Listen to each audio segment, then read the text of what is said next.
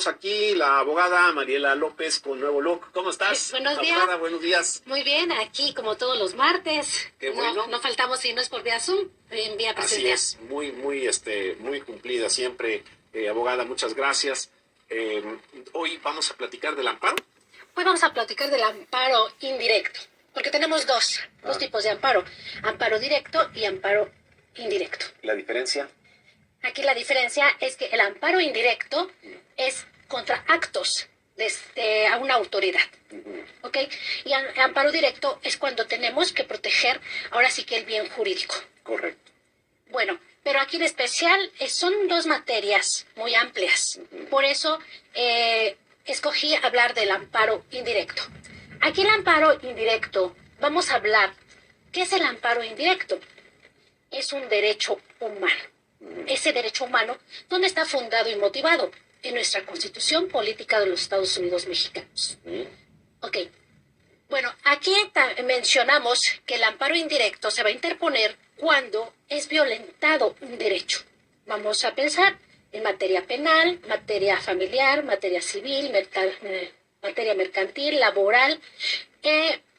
Pero, o sea, tenemos muchos derechos que no terminaríamos de hablar de ellos. Sí. Pero en específico vamos a hablar de la materia penal. Aquí en la materia penal vamos a pensar en que toda víctima y todo imputado tiene el derecho a un debido proceso. Correcto. ¿Ok? Aquí en el indebido proceso procede en contra de la autoridad que está llevando a cabo ese proceso. Vamos a pensar, estamos en la etapa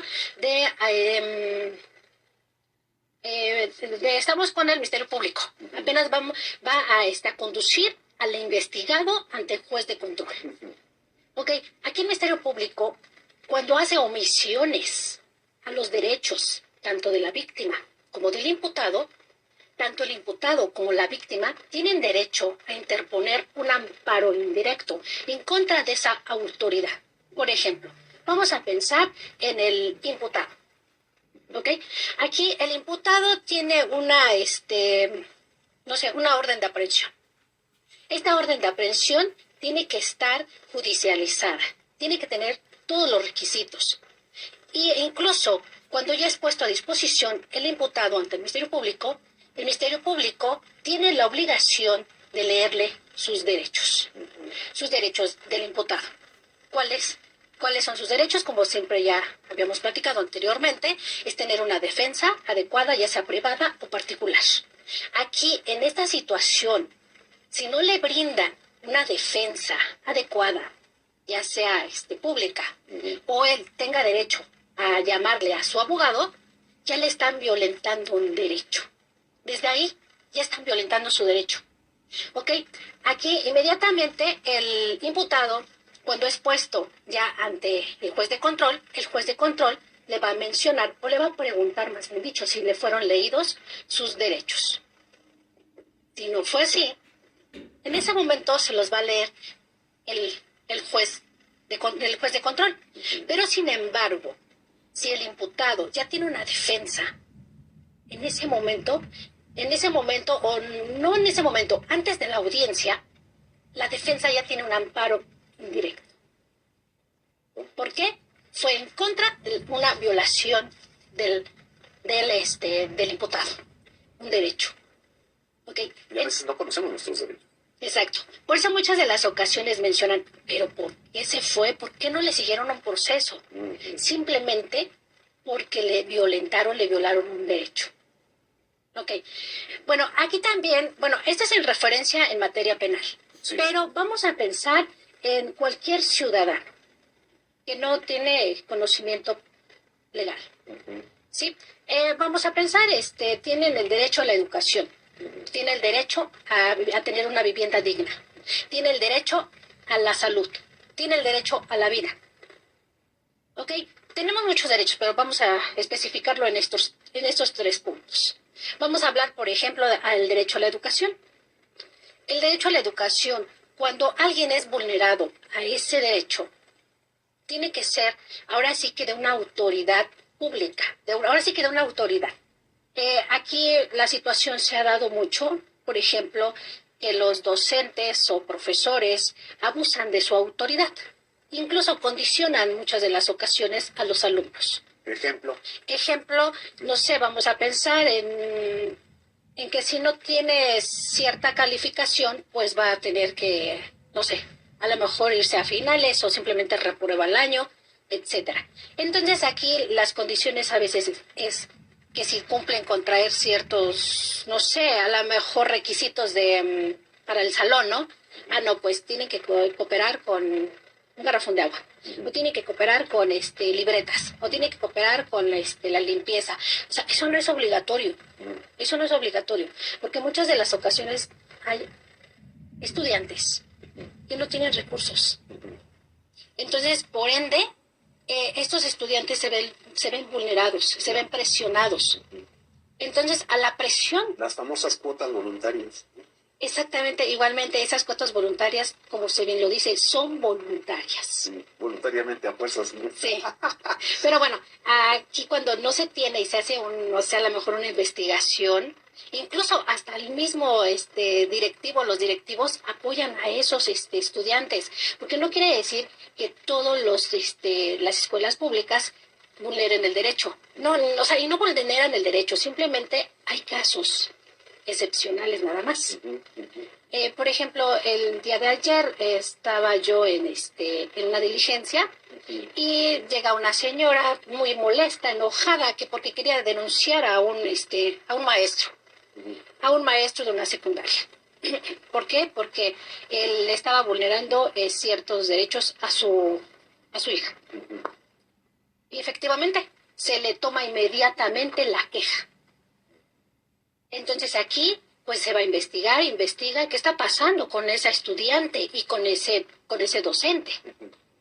Por eso muchas de las ocasiones aquí, cuando son vulnerados los derechos de los estudiantes, inmediatamente queja. ¿A dónde llevamos esa queja? ¿Cómo iniciamos esa queja? Esta queja la vamos a iniciar ante la Comisión Nacional de Derechos Humanos. La Comisión Nacional de Derechos Humanos se da la tarea a esa investigación. Y si encuentra las pruebas o los registros suficientes para iniciarles una investigación, una carpeta de investigación, pues se verán puestos a disposición ahora sí que ante el Ministerio Público. Bueno, esto es en referencia a la educación. En referencia igualmente, por ejemplo, a la salud. Aquí tenemos que todos los ciudadanos, todos los gobernados tenemos derecho a la salud.